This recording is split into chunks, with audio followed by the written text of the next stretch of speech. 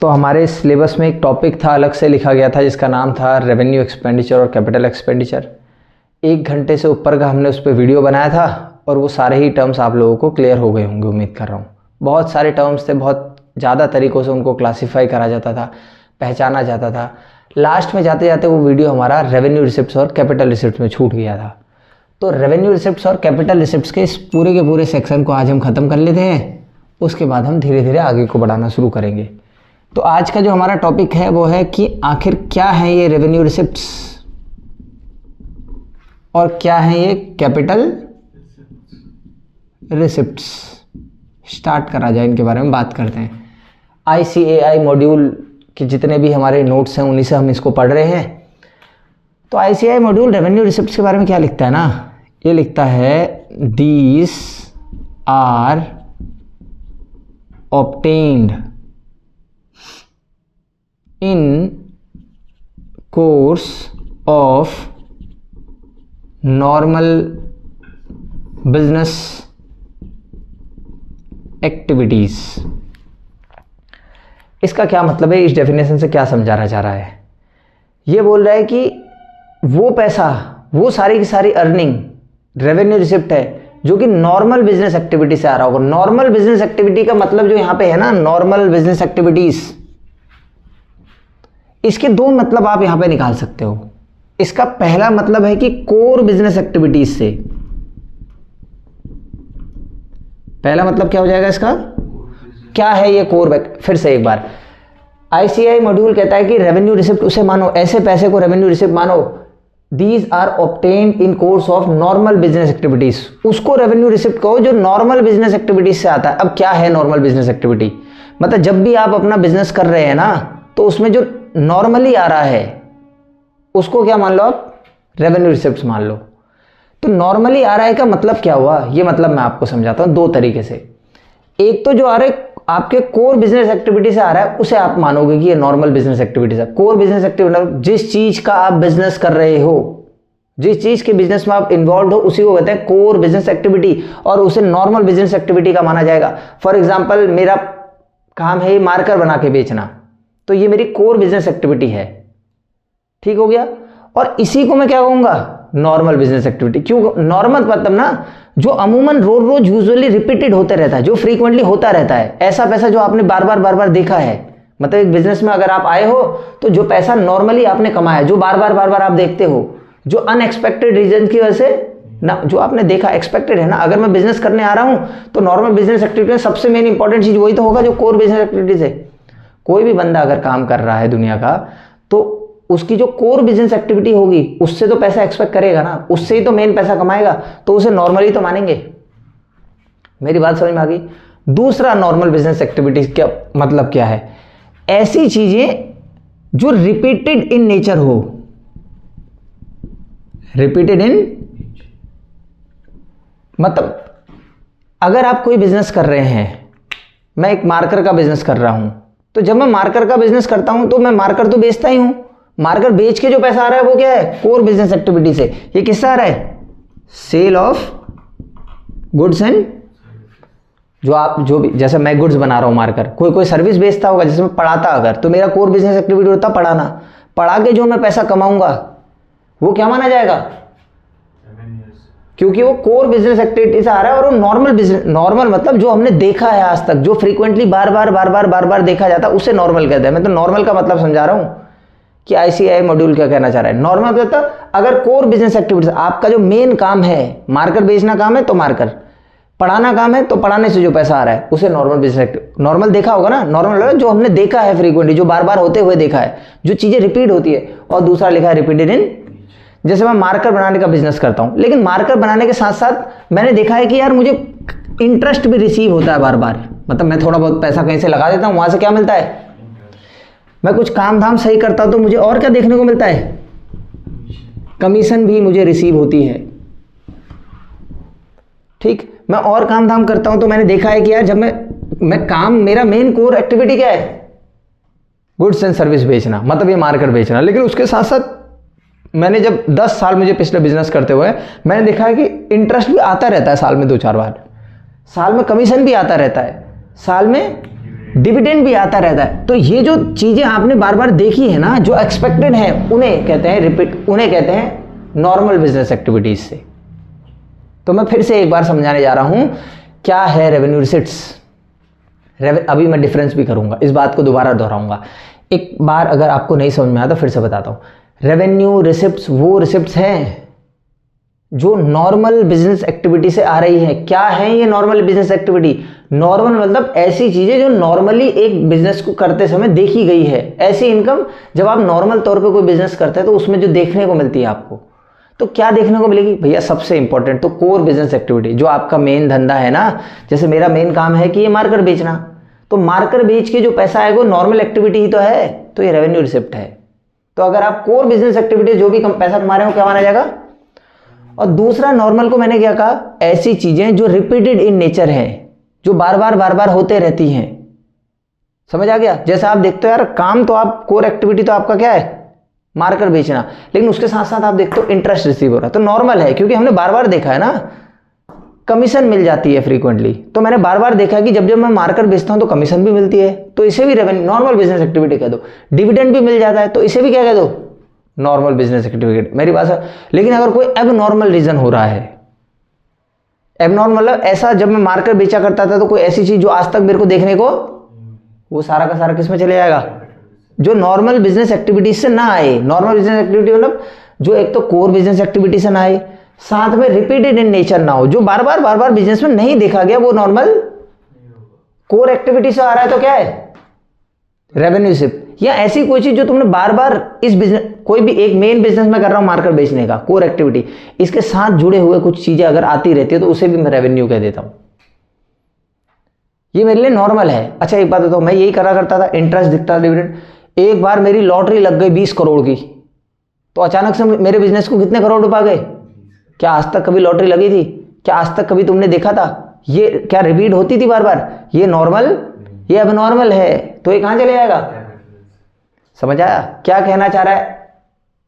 ये ICI module समझ में आ गया? ये कह रहा है कि नॉर्मल बिजनेस एक्टिविटीज से जो आएगा उसे आप रेवेन्यू रिसिप्ट्स मानो। क्या भैया क्या होता है नॉर्मल बिजनेस एक्टिविटी? उसमें मैंने दो हिस्से बनाए।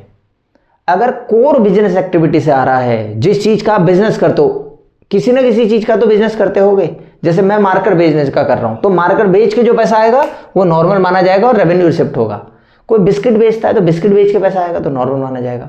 कोई पढ़ाता है, कोई सर्विस देता है, कोई पढ़ा रहा है, बैंकिंग वाले सर्विस दे रहे हैं, तो उनके मेन काम से जो पैसा आएगा वो सारा रेवेन्यू रिसिप्ट है, क्योंकि वो नॉर्मल है। लेकिन मैं कह रहा था कि जैसे मैं मार्कर बेचूंगा तो मार्कर के साथ साथ थोड़ा बहुत पैसा कहीं और से भी आएगा, वो इसी बिजनेस की वजह से आ रहा है। मैं बिजनेस इसका करता हूं तभी मेरे पास थोड़ी बहुत क्या आ रही है, तभी मुझे थोड़ा बहुत क्या मिल रहा है, तभी मुझे क्या मिल रहा है, ये इससे जुड़े हुए पैसे हैं। कोर बिजनेस एक्टिविटी से नहीं आ रहा, मार्कर बेच के नहीं आ रहा, लेकिन आ रहा है इसी धंधे की वजह से आ रहा है। मैंने देखा है जब मैं इसका काम करता हूं तो ये चीजें बार बार होती हैं, तो मैं कह दूंगा ये भी क्या है, क्योंकि मेरे लिए नॉर्मल है। ऐसा तो होता ही है। मेरी बात आपको समझ में आ गई? लेकिन जो नॉर्मल नहीं है, जो बार बार रिपीट नहीं होते, वो नॉर्मल नहीं है, उनको क्या कहा जाएगा? Capital receipts. अभी जब मैं डिफरेंस दिखाऊंगा तब समझ में आएगा। आईसीआई मॉड्यूल तो बड़ी एक सिंपल सी डेफिनेशन लिखता है। क्या लिखता है देखो, receipts other than revenue receipts, revenue are called capital receipts. इन्हें क्या कहा जाता है बोल रहा है? इन्हें ही कैपिटल रिसिप्ट्स वो बोल रहा है। बोल रहा है कि जो रेवेन्यू रिसिप्ट्स के अलावा दूसरे चीजों से आएंगे उन्हें क्या कहा जाएगा? Capital receipt. मतलब जो बिजनेस के कोर बिजनेस एक्टिविटी से, जो मार्कर बनाने से नहीं आएगा, किसी जैसे लॉटरी से जीत दिया, अदर सोर्सेस से जीत दिया, तो उसकी बात होगी कैपिटल रिसिप्ट। अभी आपको उतना समझ में नहीं आया तो कोई दिक्कत नहीं, अभी मैं इनका डिफरेंस करूंगा। पहले डिफरेंस करने के बाद कुछ हम एग्जाम्पल लेंगे, तब ये कहानी पूरी की पूरी तरह आपको समझ में आ जाएगी। किसी को दिक्कत तो नहीं? क्या क्या पढ़े? रेवेन्यू रिसिप्ट और क्या रेवेन्यू रिसिप्ट को लेके थोड़ी बहुत समझ बनी? हाँ, जो किससे आता है? Normal business activity. क्या है नॉर्मल बिजनेस एक्टिविटी? एक तो जो कोर बिजनेस एक्टिविटी, जो मेन काम तुम कर रहे हो उससे, और उसके साथ साथ उस काम को करने के साथ साथ अगर आप कोई चीजें देखते हो कि बार बार हो रही हैं, तो उन्हें भी आप क्या कह दोगे? रेवेन्यू रिसिप्ट्स कह दोगे। किसी को कोई दिक्कत तो नहीं? इतना आ गया? आगे बढ़े हम? ठीक है, अब हम आगे बढ़ेंगे। इन दोनों में डिफरेंस एक करते हैं, फिर आपको बहुत अच्छे से इनकी चीजें समझ में आ जाएगी।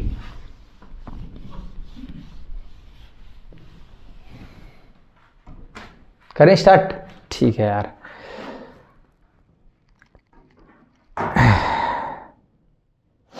मैं इन दोनों में डिफरेंस कर देता हूं। हाँ, डिफरेंस बिटवीन रेवेन्यू एंड, थोड़ा बहुत इससे और समझ हमें क्या देखो, हमारा लिखने वाला पेपर तो है नहीं, लेकिन हमें समझ बनानी है। कितना भी ड्रामा कर लो, अगर तुम एमसीक्यू लास्ट में सही नहीं कर पाए, नहीं छाट पाए कि कौन रेवेन्यू है और कौन कैपिटल है, तो कहानी तो हमारी पूरी पूरी खत्म हो जाएगी ना। तो इसलिए एक बार कोशिश करते हैं कि भैया डिफरेंस थोड़ा सा हम इन पर कर सके और समझ सके, उसी के लिए। ठीक है, तो डिफरेंस करते समय 3 चीज़ें आएंगी। पहला आएगा बेस, किस बेसिस पे आप डिफरेंस कर रहे हो। उसके बाद पहले ये बात कर रहा है कैपिटल रिसिप्ट्स की, इसको हम स्क्रीन में लगा भी देंगे। और उसके बाद बात कर रहा है किसकी, करें डिफरेंस। डेफिनेशन अगर आपने समझ ली है तो आपको डिफरेंस वैसे ही समझ में आएगा। पहला है नेचर, लिख लेना इसे, बिल्कुल अच्छे से लिख के नोट्स बनाना। ये कैपिटल रिसिप्ट्स नॉन रिकरिंग होते हैं और नॉन रूटीन भी होते हैं। ये लो, क्या बता रहा है नेचर कैसा है। कैपिटल रिसिप्ट वो रिसिप्ट हैं जो नॉन रिकरिंग, मैंने कहा था ना, जो बार बार नहीं होते हैं, वो कौन सा रिसिप्ट है।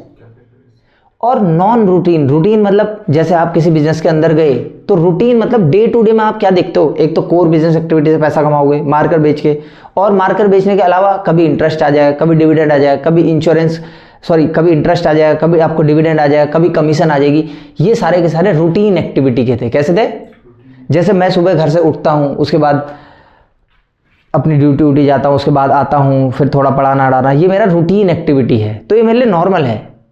लेकिन अगर मैं आज कहीं घूमने के लिए जा रहा हूँ यहाँ से 500 किलोमीटर दूर, तो वो रूटीन एक्टिविटी, वो एबनॉर्मल, वो कैपिटल के तरीके से आएगा। एग्जाम्पल कनेक्ट करने के लिए मैंने करा, जो चीज़ें आप बिजनेस में रूटीन एक्टिविटी में देखते हो, डेली में जो पैसा आते हुए देख रहे हो, वो सारा का सारा क्या होगा, रेवेन्यू। तो क्या कहा, कैपिटल क्या होगा, पहला नॉन रिकरिंग, बार बार नहीं होता है। दूसरा नॉन रूटीन, रूटीन एक्टिविटी से नहीं आता। रूटीन एक्टिविटी मतलब कोर बिजनेस एक्टिविटी, ये मार्कर बनाना ही तो मेन एक्टिविटी थी, इससे पैसा नहीं आएगा, नॉन रूटीन एक्टिविटी से आएगा। मेरी इतनी बात आपको समझ में आ रही है। तो अगर उसके बारे में आप देखोगे, रेवेन्यू बारे में क्या लिख रहा है रिकरिंग। पहला तो किससे आएगा, बार बार होते रहता है। और दूसरा रूटीन बिजनेस एक्टिविटी से आएगा। किससे आएगा, रूटीन मतलब क्या, कोर बिजनेस एक्टिविटी। मार्कर बनाने से जो पैसा कमाया जाएगा वो ये है। उम्मीद कर रहा हूँ कि पहला ये डिफरेंस जो है आप लोगों को बहुत अच्छे से समझ में आ गया, कोई दिक्कत तो नहीं। अच्छा, एक चीज़ और मैं आपको बताऊंगा, इफेक्ट के बारे में इसकी बात करते हैं। चलो मैं एक बात यहाँ पे लिख दे रहा हूँ, बाद में बहुत ज़्यादा काम आएगी वो, ठीक है। एक है हमारी कौन से रिसिप्ट्स, रेवेन्यू रिसिप्ट्स। दूसरे कौन से हैं, ये बहुत इंपॉर्टेंट है, अभी लास्ट तक मैं इसे रखूंगा और यहां से कुछ समझाऊंगा एग्जांपल्स, इसलिए ध्यान से इसे देखना। देखो, रिसिप्ट तब होती है जब हमारे पास पैसा आएगा, और खर्चा तब होता है जब हमारे पास से पैसा, तो ये दोनों तो पैसा आने वाले हैं। अगर कभी आपके पास पैसा आ रहा है और पैसा आने में आपकी लायबिलिटी बढ़ नहीं रही है और आपके एसेट भी कम नहीं हो रहे हैं, तो वो रेवेन्यू रिसिप्ट्स होते हैं। मेरी बात दोबारा सुनना, पैसा आया मेरे पास, लेकिन जिसकी वजह से मेरी लायबिलिटी नहीं बढ़ी, जिसकी वजह से मेरे एसेट कम नहीं, तो ऐसी जो होगा मेरा, उसे कहेंगे रेवेन्यू। जैसे मैं अपनी ज़िंदगी के एग्जांपल लेता हूँ, मेरे पास एक मकान है, मैंने उसे किराए पे लगाया, मुझे रेंट मिला। मेरी लाइफ से कनेक्ट करो, बिजनेस छोड़ थोड़ी देर के लिए, मेरे को रेंट मिला, रेंट रिसीव, रेंट मिल गया आज। क्या रेंट मिलने से मेरे ऊपर कोई उधारी बढ़ेगी, उधारी नहीं बढ़ेगी। क्या मेरा कोई एसेट कम हो जाएगा रेंट मिलने से, तो रेंट रिसीव्ड मेरा कौन सा है, जो ना तुम्हारी लायबिलिटी। अच्छा, मैं ड्यूटी करने जाता हूं, मुझे वहां से 15,000 रुपये सैलरी मिलती है, क्या 15,000 रुपये मेरे पास आ रहे हैं, रिसिप्ट तो है। लेकिन क्या इसकी वजह से मेरी उधारी बढ़ रही है, क्या मेरी कोई एसेट कम हो रही है, नहीं। तो जो मैं कमा रहा हूं वो भी क्या है, तो बिजनेस में भी ऐसे ही देखना, अगर बिजनेस की कोई भी पैसा बिजनेस से आ रहा होगा, उससे बिजनेस की लायबिलिटी नहीं बढ़ रही होगी, उससे बिजनेस के एसेट कम नहीं हो रहे होंगे, तो आप मान लेना कि वो क्या है, रेवेन्यू से। लेकिन अगर ऐसा कोई भी पैसा बिजनेस के पास आएगा जिससे बिजनेस की लायबिलिटी बढ़ेगी या फिर जिससे बिजनेस के एसेट्स क्या हो जाएंगे, तो उसे हम क्या मानेंगे, कैपिटल रिसिप्ट्स मानेंगे। जैसे बिजनेस ने लोन ले लिया, हमारे बिजनेस ने 10 करोड़ का लोन ले लिया, अगर हम लोन लेंगे तो हमारी लायबिलिटी नहीं बढ़ेगी, तो अगर लायबिलिटी बढ़ेगी तो कैपिटल रिसिप्ट है। जैसे बोल रहा है sale of plant and machine, business ने अपना एसेट ही बेच दिया, प्लांट एंड मशीन बेच दिया, या बिजनेस ने अपनी लैंड एंड बिल्डिंग बेच दी, तो जब हम लैंड एंड बिल्डिंग और वो बेचेंगे तो क्या हमारी एसेट कम नहीं होगी? तो अगर हमारी एसेट कम होगी तो कौन सा रिसिप्ट है? इतना समझ में आया थोड़ा बहुत? ऐसा कोई भी रिसिप्ट जिससे आपकी लायबिलिटी बढ़ती है या आपके एसेट कम होते हैं तो उसे क्या कहा जाएगा? कैपिटल रिसिप्ट कहा जाएगा। तो दूसरा मेरा जो डिफरेंस है वो भी इसी पे बात कर रहा है। दूसरा बता रहा है इफेक्ट पे, नेचर तो आप लोगों ने समझ लिया, दूसरा किस पे बता रहा है? तो कैपिटल रिसिप्ट की अगर बात करोगे तो बोल रहा है क्रिएट्स लायबिलिटी, क्रिएट्स, ये लायबिलिटी क्रिएट करता है। ये देखो कैपिटल रिसिप्ट लायबिलिटी क्रिएट करता है। और किसे कम करता है? और रिड्यूस एसेट्स। मेरी बात समझ में आ रही है? तो क्या दूसरा वाला इसका जस्ट उल्टा होगा? क्या होगा उसमें? Does not create liability, does not, देखो रेवेन्यू रिसिप्ट ना कोई लायबिलिटी आपके लिए क्रिएट नहीं करता, डज नॉट क्रिएट लायबिलिटी, ये हमारे लिए कोई भी लायबिलिटी क्रिएट नहीं करता है। और रिड्यूस एसेट, और कोई भी एसेट हमारे लिए रिड्यूस, इसको ऐसे पढ़ना, हाँ, does not create liability, does not reduce asset. कोई दिक्कत तो नहीं है, कॉमन है दोनों के लिए, हाँ। ना ही हमारे लिए किसी लायबिलिटी को क्रिएट करता है, ना ही हमारे किसी एसेट को कम करता है। उम्मीद कर रहा हूँ इतना भी समझ गए होंगे। नेक्स्ट इफेक्ट के बाद अगली जो चीज़ आपको बताने जा रहा है ये कि कौन सी चीज़ कहाँ शो होती है, हाँ, ये जरूरी भी है हमारे लिए।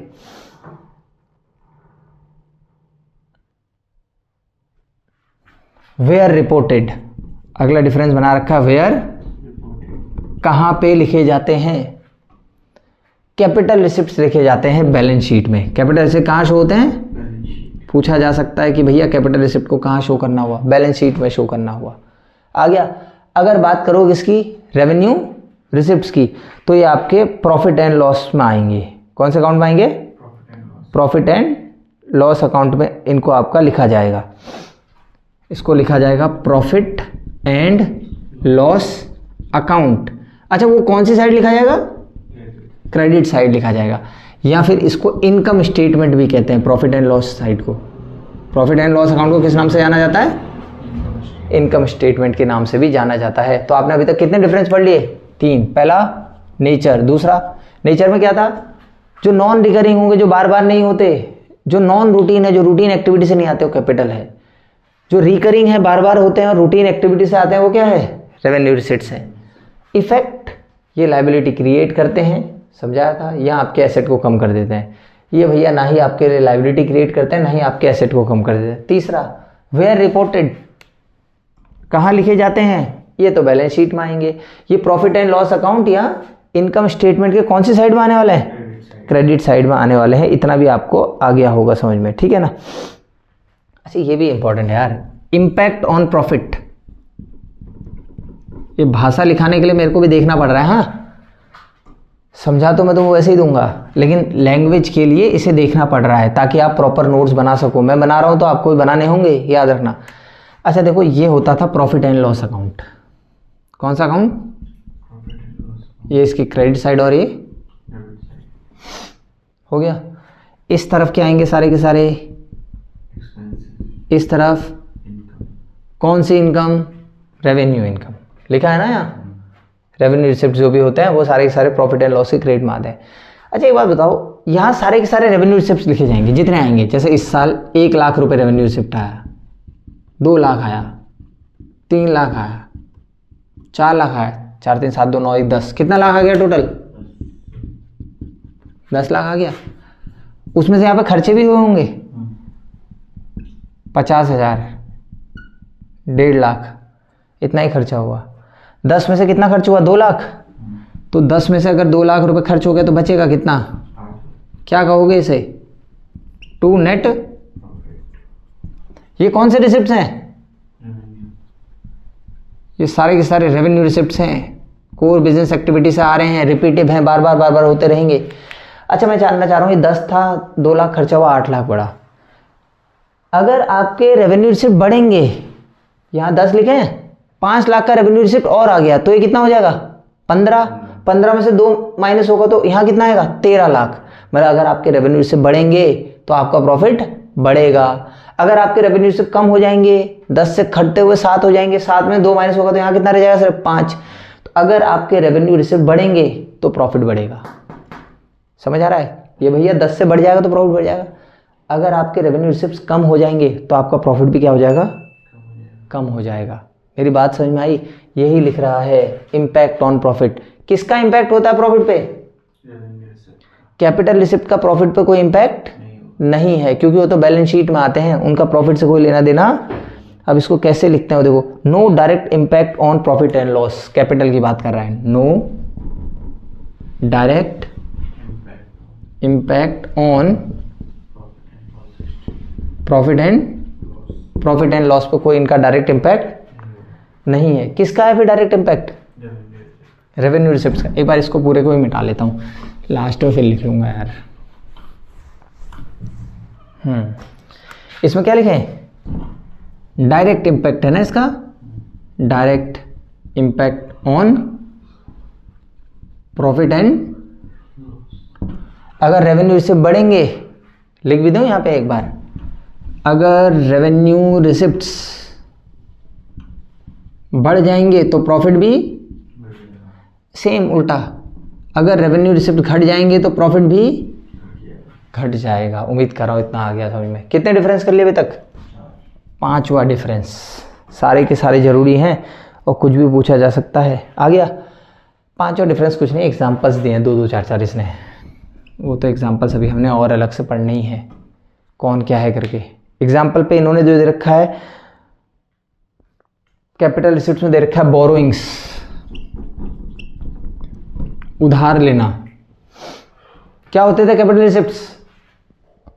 जो आपके लिए लायबिलिटी बढ़ाते थे या एसेट को कम करते थे। तो बोरोइंग, अगर आप उधार लोगे तो उधारी नहीं बढ़ेगी, लायबिलिटी बढ़ेगी, तो बिल्कुल कैपिटल रिसिप्ट्स है। अगला सेल ऑफ फिक्स्ड एसेट्स, ये जरूरी है। हाँ, सेल ऑफ, अगर आप अपने एसेट को बेच दे रहे हो, अपने बिजनेस का जो एसेट है उसको ही बेच दे रहे हो, तो एसेट कम नहीं हो रहा। तो एसेट कम होने के नाते ये क्या है आपका? कैपिटल रिसिप्ट है। इसका एग्जांपल और बोल रहा है कैपिटल इंट्रोड्यूस्ड। कैपिटल, मालिक ने जो पैसा लगाया। पढ़ा था बिजनेस एंटिटी कॉन्सेप्ट, क्या कहता था कि मालिक के पैसे को भी क्या मानो अपने लायबिलिटी। तो मालिक जैसे जैसे पैसा लगाते जाएगा तो बिजनेस के ऊपर उधार बढ़ते जाएगा, फिर ये लायबिलिटी क्रिएट कर रहा है। पढ़ा था ना आपने? ये 2 होते हैं, या तो लायबिलिटी बढ़ा देते हैं आपके लिए या एसेट को कम कर देते हैं। सारे हुए बोरोइंग, लायबिलिटी बढ़ा इसलिए। Sale of fixed asset, asset बेचा, एसेट कम हुआ इसलिए। अगला कैपिटल इंट्रोड्यूस्ड, मालिक जो कैपिटल लगाता है लायबिलिटी बढ़ती है इसलिए। अच्छा, उधर के भी कुछ एग्जाम्पल दे रहा है, इसके एग्जाम्पल भी देख लेते हैं, फिर अपने आगे बात करेंगे हम। सेल रेवेन्यू, इसका क्या एग्जाम्पल दे रहा है? सेल्स, आपने सेल करके कमाया, तो नॉर्मल बिजनेस एक्टिविटी से तो कमाया है। और इसके बारे में आपने क्या पढ़ा था? जो आपके लिए एसेट को कम नहीं करते हैं, जो आपके लिए लायबिलिटी को बढ़ाते। मैं मार्कर बेच रहा हूं, मार्कर बेच के पैसा आ रहा है, पैसा आ रहा है, पैसा आ रहा है, तो वो जो पैसा आ रहा है क्या मेरा उससे कोई एसेट कम हो रहा? क्या उधारी बढ़ रही? नहीं भैया, सेल करके आ रहा है, नॉर्मल बिजनेस एक्टिविटी से, रूटीन एक्टिविटी से आ रहा है। जो मैंने कहा था देखो, रेंट, अगला इंटरेस्ट, अगला फीस रिसीव्ड। इसको जरा स्टमक कर लेना, तो ये फीस वाले को एनपीओ पढ़ाते हुए बाद में बताऊंगा। अगर आपके पास रेंट मिल रहा है, मेरे पास जमीन थी, कमरा था कोई भी, उसे मैंने रेंट पे लगाया था, अगर मुझे रेंट मिल रहा है, क्या रेंट मिलने से मेरा एसेट कम हो जाएगा? उधारी बढ़ेगी नहीं, फ्री में मिल रहा है भैया। इंटरेस्ट मिल रहा है, इंटरेस्ट मिलने से भी ना एसेट कम होगी ना मेरे ऊपर कोई उधार, इंटरेस्ट तो फ्री में मिल रहा है ना। उसके बाद फीस रिसीव्ड, बाद में पढ़ोगे। फीस भी अगर मुझे मिल रही है, जैसे मैं पढ़ा रहा हूँ, उसके बदले अगर मुझे फीस मिल रही है, तो क्या फीस मिलने से मेरी कोई एसेट कम होगी? क्या मेरी कोई लायबिलिटी बढ़ेगी? नहीं। ये तमाम चीज़ें अभी तक आपने कर रही है, कोई दिक्कत तो नहीं। कुछ एग्जाम्पल के बारे में कुछ नाम लिखूंगा कि कौन कैसे करंट एसेट है और कौन कौन कैपिटल रिसिप्ट है और कौन रेवेन्यू रिसिप्ट है, और उसी के बाद इसके अपने वीडियो को अभी ख़त्म करेंगे। आसान सा टॉपिक था, छोटा सा टॉपिक था, आपको सब कुछ समझ में आ जाएगा। एक क्वेश्चन भी अभी हम करते हैं यहाँ पे, क्वेश्चन सब सारे टॉपिक्स पर अलग से क्वेश्चन करेंगे। पूरे के पूरे सिलेबस को हम एक बार किससे ख़त्म करेंगे, एमसीक्यूज से, तभी तो समझ बनेगी। तो स्टार्ट कुछ 2-4 एग्जाम्पल के साथ इस हम पूरे के पूरे अभी के वीडियो को अपने ख़त्म करते हैं। समझना होगा आपको। हाँ, 1 मिनट दो मुझे, जो जो एग्जाम्पल ये ला रखे हैं उस पर बात कर लेते हैं पहले एक बार कि क्या क्या है करके ना।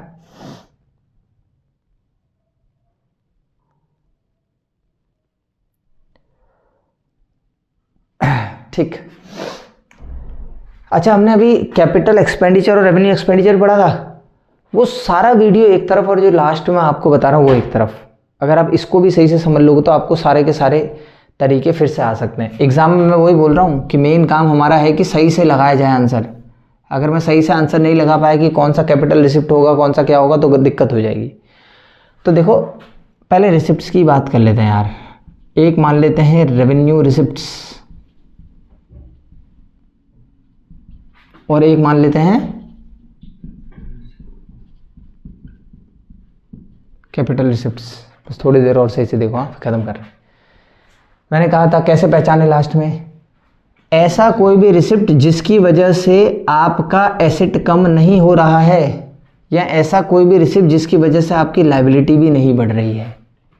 कैपिटल रिसिप्ट की बात करोगे तो ऐसे ही पहचानना लास्ट में। बाकी सब कुछ जो भाषणबाजी एक्सपेंडिचर में और रिसिप्ट में बढ़ी वो सब एक तरफ, इससे आंसर आ जाएगा। ये ट्रिक पूरी की पूरी जरूर याद रखना। कोई भी ऐसा रिसिप्ट जिसकी वजह से, कोई भी ऐसा रिसिप्ट जिसकी वजह से या तो आपके एसेट कम होते हो या फिर आपकी उधारी बढ़ रही हो, उसे आप कैपिटल रिसिप्ट कह देंगे।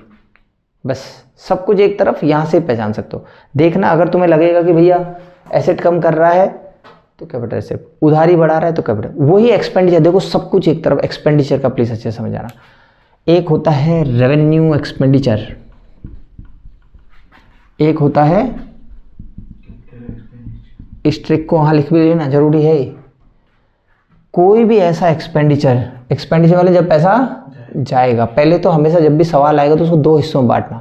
अगर आ रहा है तो रिसिप्ट है, जा रहा है तो, अगर पैसा जा रहा है की बात कर रहे हो और पैसा तुम्हारे पास से गया और उसने तुम्हारे लिए कोई एसेट नहीं बढ़ाया, तो वो रेवेन्यू एक्सपेंडिचर होगा। रेवेन्यू एक्सपेंडिचर ऐसा पैसा खर्च करना जिससे तुम्हारा कोई भी एसेट क्रिएट, या फिर ऐसा पैसा खर्च करना जिससे तुम्हारी कोई भी लायबिलिटी कम नहीं होगी। भैया लायबिलिटी भी कम नहीं हो रही है। आ गया कैपिटल। और एक बार इसकी एक्सपेंडिचर की बात, कैपिटल एक्सपेंडिचर, आपने पैसा खर्च करा और आपका एसेट जो है वो क्या हो गया, बढ़ गया, या फिर आपकी लायबिलिटी जो हो गई वो क्या हो गई, कम हो गई, तो उसे भी कहेंगे कैपिटल एक्सपेंडिचर। आपने पैसा खर्च किया, आपकी एसेट बढ़ गई। तभी तो मैं कहता था वहाँ कि एसेट जोड़ते समय, एसेट अगर बढ़ रही है तो उस समय जो भी पैसा खर्च होगा वो सारा का सारा क्या माना जाएगा, कैपिटल एक्सपेंडिचर। बताया था नहीं, पढ़ा रखा है ना। मैंने कहा था चाहे आप नया एसेट खरीदो चाहे आप कोई पुराना एसेट खरीदो, उस पर होने वाला उस समय सारा खर्चा क्या माना जाएगा, कैपिटल, क्योंकि एसेट क्रिएट हो रही है ना। और एक चीज़ और कहा था कि एक पुरानी मशीन है, उसकी प्रोडक्टिविटी पहले कम थी, तुमने पैसा खर्च किया और प्रोडक्टिविटी क्या हो गई, बढ़ गई। पहले वो 1 घंटे में 10 मार्क बनाता, 50 बनाने लग गया, तो एसेट की वैल्यू नहीं बढ़ गई। तो अगर एसेट की वैल्यू बढ़ जाएगी तब भी वो कैपिटल एक्सपेंडिचर होगा। तो अगर एसेट क्रिएट होता है और लायबिलिटी कम होती है तो उसे आप कैपिटल एक्सपेंडिचर मान सकते हो। ये तमाम सारी की सारी हमारी कहानी है रेवेन्यू रिसिप्ट और कैपिटल रिसिप्ट की। वो बात है, अब 2-4 मैं यहाँ से नाम लेना शुरू करूँगा और आपको वो चीज़ें सारी की सारी समझनी होगी कि कौन क्या है करके, ठीक है। बात करते हैं यार, इंटरेस्ट रिसिप्ट, बताओ क्या लगता है तुम्हें, रेवेन्यू रिसिप्ट्स, पूरा पूरा लिख लेना। पहले देखो, इंटरेस्ट मिल रहा है, इंटरेस्ट हमें मिला ना, तो अगर मुझे इंटरेस्ट मिलेगा तो मुझे नहीं लगता कि इंटरेस्ट मिलने की वजह से मेरी कोई एसेट कम हो जाएगी, कोई एसेट कम, कोई भी मेरे ऊपर लायबिलिटी बढ़ेगी भी नहीं, तो ये मेरा रेवेन्यू रिसिप्ट है। ऐसे ही अगर मुझे इंटरेस्ट के साथ साथ कमीशन मिल रहा है तो फिर से रेवेन्यू रिसिप्ट। हाँ, पता है ना क्यों, क्योंकि कमीशन अगर मुझे मिल रहा है तो क्या मेरा कोई एसेट बेच दिया मैंने, नहीं, क्या मेरे ऊपर कोई उधारी बढ़ गई, नहीं, रेंट रिसिप्ट, कमीशन रिसिप्ट। ऐसे एक और नाम आएगा क्या, डिविडेंड मिलने में भी यही हाल है भैया। ये भी कौन सा रिसिप्ट हो गया, ये सब इस रूल से है ना। पैसा आ रहा है, उस पैसे के आने से ना हमारी कोई एसेट कम हो रही है ना मेरे ऊपर कोई उधारी बढ़ रही है, तो ऐसे ही आप मान सकते हो। कोई भी अगर चीज़ें तुम्हें मिलते रहेंगी तो यहाँ आते रहेंगे, ठीक है। और अगर आप मेरे से इसका और एग्जांपल पूछोगे, इंटरेस्ट रिसीव हो गया, कमीशन रिसीव्ड हो गया, डिविडेंड रिसीव्ड हो गया। एक और देखते हैं, सेल ऑफ फिक्स्ड एसेट। कौन सा एसेट बेच दिया? आपका एक प्लांट एंड मशीनरी था, समझ आ गया ना, आपने अपना प्लांट एंड मशीनरी ही बेच दिया, एसेट है ना, एसेट बेच दिया, मतलब पैसा आएगा, लेकिन क्या कम होगा उसके लिए, तो ये कौन सा रिसिप्ट होगा? कैपिटल रिसिप्ट होने वाला है। बहुत ध्यान से सारे के सारे सुन लेना कि सेल ऑफ ये जो होता है वो क्या होता है? Capital receipt. फिर एक अलग, ये इंपॉर्टेंट है, ये एडीओ में पूछा गया, सिक्योरिटीज प्रीमियम रिजर्व, एडीओ में पूछा गया है, एसपीआर। देखो मैं आपको सिंपल सी बात बताता हूँ, सिक्योरिटीज प्रीमियम रिजर्व जो होता है ना, वो हमारी लाइबिलिटी बढ़ाता है।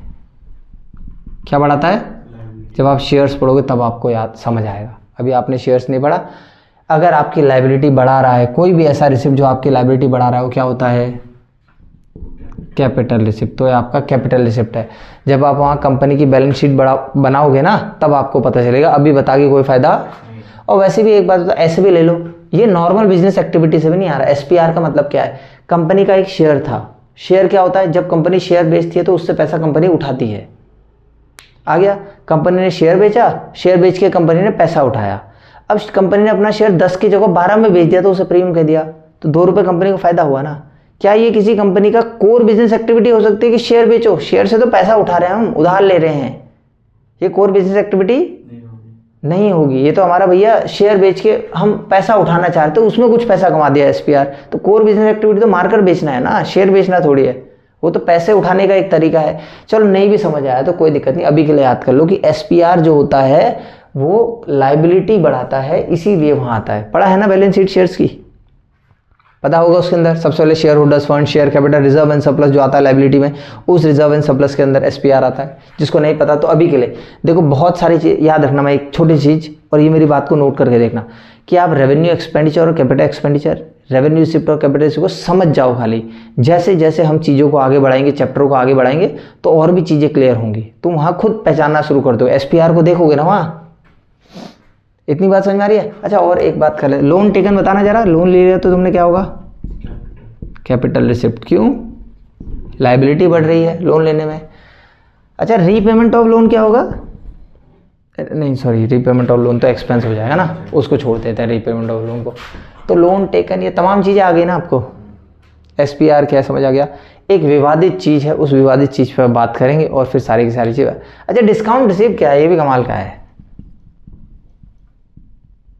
डिस्काउंट मिल गया ना तुम्हें?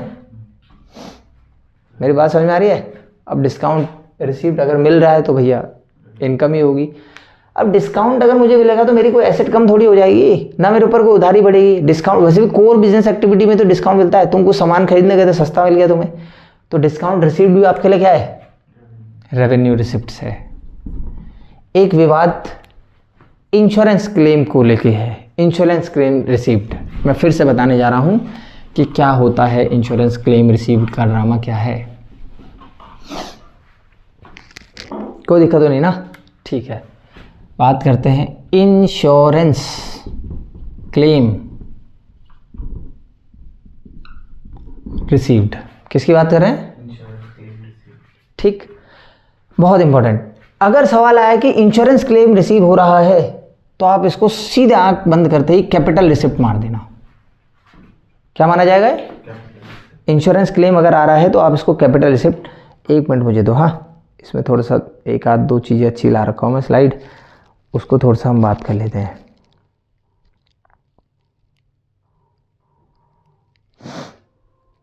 ठीक, इंश्योरेंस क्लेम रिसीव मतलब हमने किसी चीज़ का इंश्योरेंस हम कराते हैं ना, इंश्योरेंस कराते हैं तो प्रीमियम देते रहते हैं। अच्छा इंश्योरेंस के बारे में सुनना, जब भी आप इंश्योरेंस कराओगे तो पहले आपको पैसा देना पड़ेगा, टुकड़ों में पैसा जमा करते रहें। जो आप पैसा देते रहोगे ना उसे हम कहते हैं इंश्योरेंस प्रीमियम। क्या कहते हैं? अभी बात करूंगा। तो इंश्योरेंस प्रीमियम हम देते हैं हमेशा, और जो फाइनल में हमें पैसा मिलता है एक बार में अमाउंट, उसे क्या कहते हैं? Insurance claim received. तो इंश्योरेंस क्लेम मिलेगा और इंश्योरेंस प्रीमियम हम देंगे तो एक्सपेंस होगा। इंश्योरेंस प्रीमियम क्या होगा? इंश्योरेंस क्लेम क्या होगा? रिसिप्ट।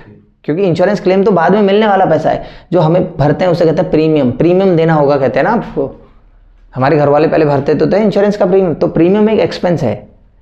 तो यहाँ देखो इंश्योरेंस क्लेम रिसीव्ड। अब इंश्योरेंस क्लेम मिल रहा है, मैंने कहा कि अगर कुछ नहीं आया, सवाल सिर्फ इतना है इंश्योरेंस क्लेम रिसीव, तो आंख बंद करके क्या मार देना, ऐसा क्यों मान रहे हैं? क्योंकि ऐसे टाइम पे अज्यूम करा जाएगा, हमारे द्वारा ये माना जाएगा कि ये जो इंश्योरेंस क्लेम मिला है ना, ये किसी कैपिटल एसेट के कम होने से मिला है। मेरी इतनी बात समझ में आ रही है आपको? मैं फिर बोल रहा हूं कि ऐसे टाइम पे हम अज्यूम करेंगे कि this insurance claim is received, this insurance claim is by sorry, this insurance claim is received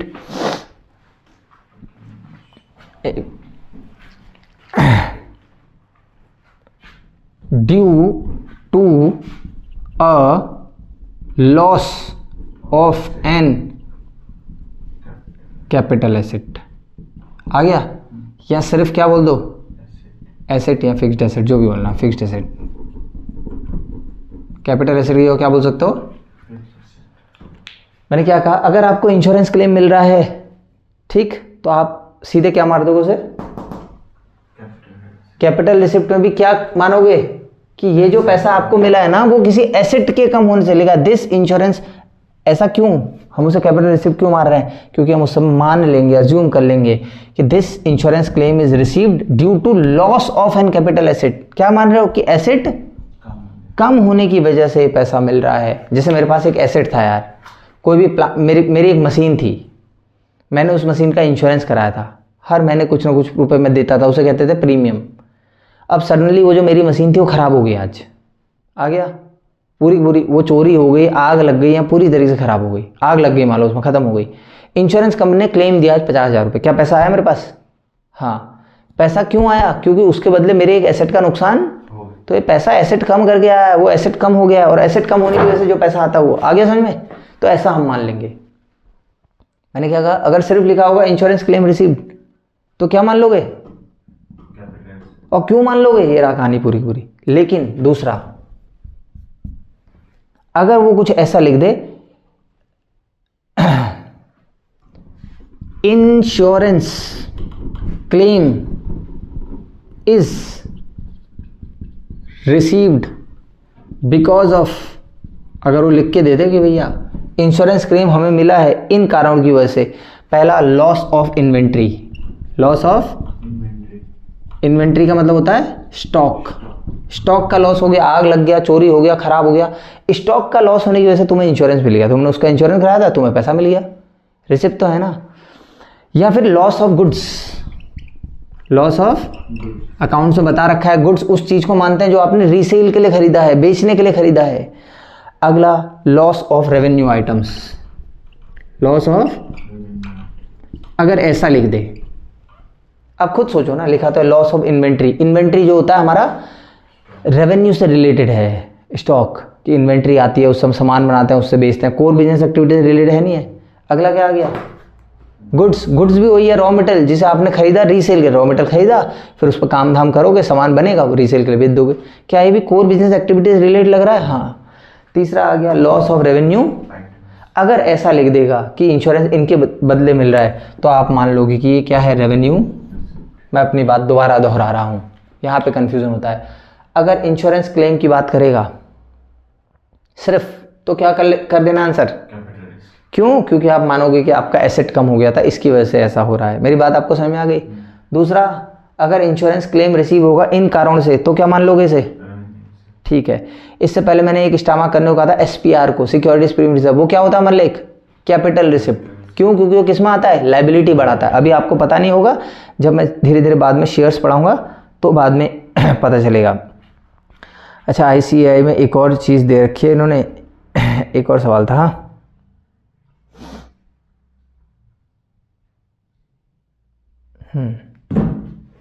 एक और नाम, एक और एग्जाम्पल मैं आपके सामने लिख रहा हूँ, इसे बाद में हम क्वेश्चंस करेंगे बहुत सारे, तब तक छोटी छोटी 2-4 चीज़ें लिख लो। हाँ,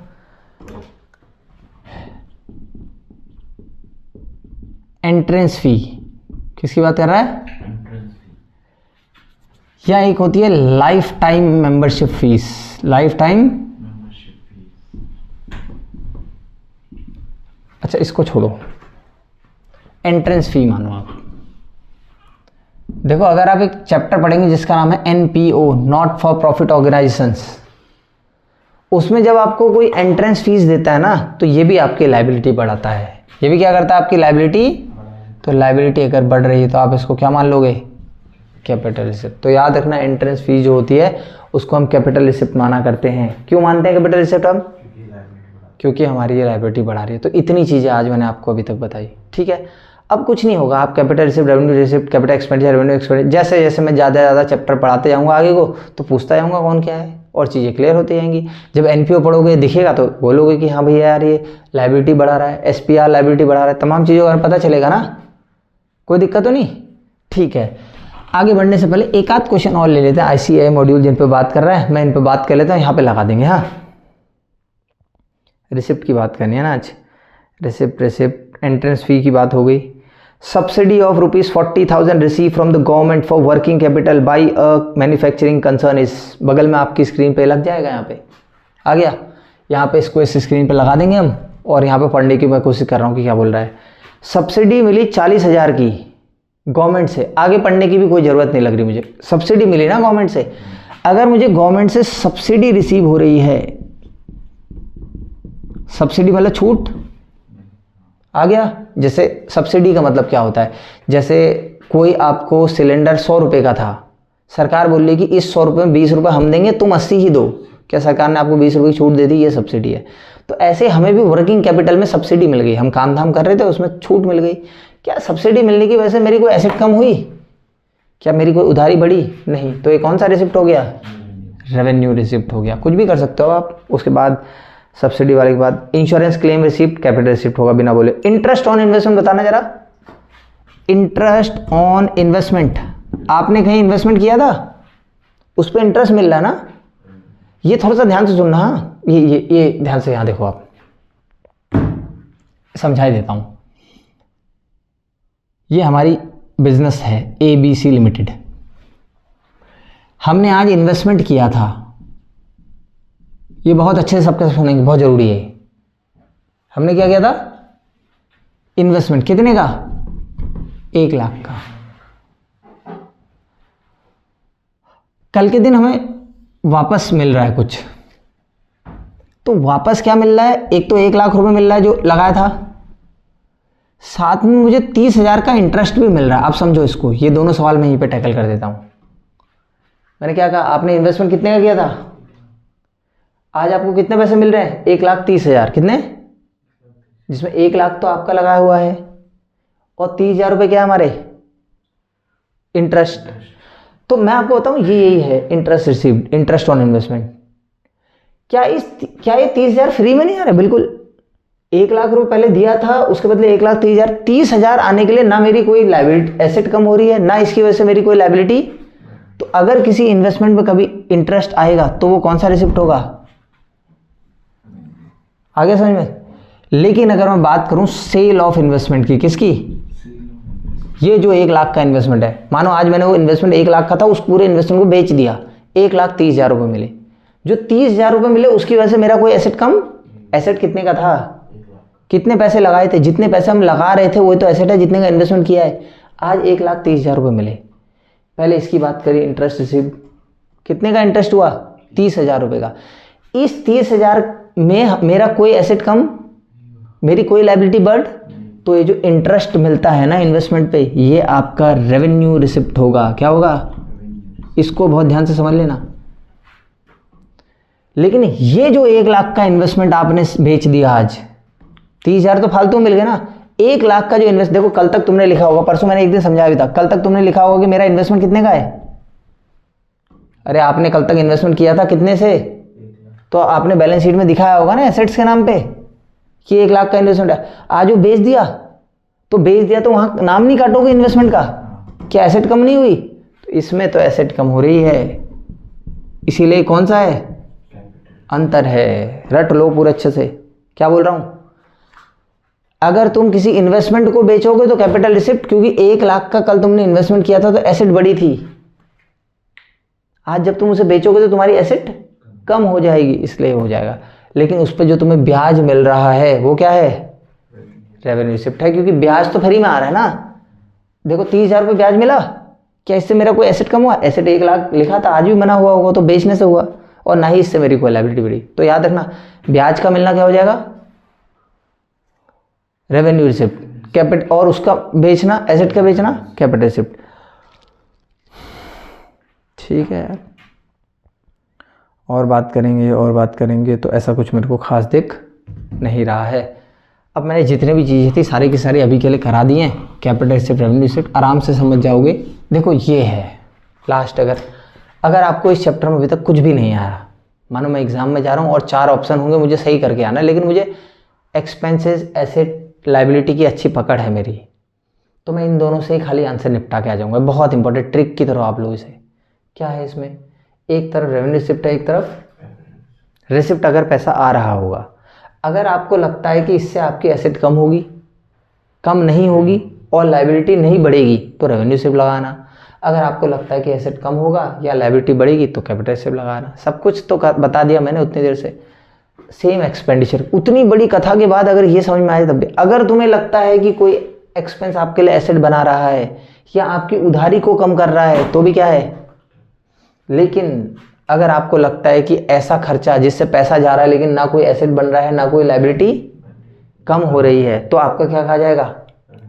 देखो कुछ भी, जैसे परसों वाला एग्जांपल याद था आपको कि मैं एक बिजनेस लगाते समय लाइसेंस ले रहा हूँ, तो यार अगर आप लाइसेंस लोगे तो लाइसेंस लेना तो आपका एसेट बढ़ाना ही है ना। बिना लाइसेंस लिए जब भी कोई एसेट क्रिएट करते हैं उस पर होने वाले सारे के सारे खर्चे क्या हो जाएंगे, कैपिटल एक्सपेंडिचर होंगे, नहीं होंगे।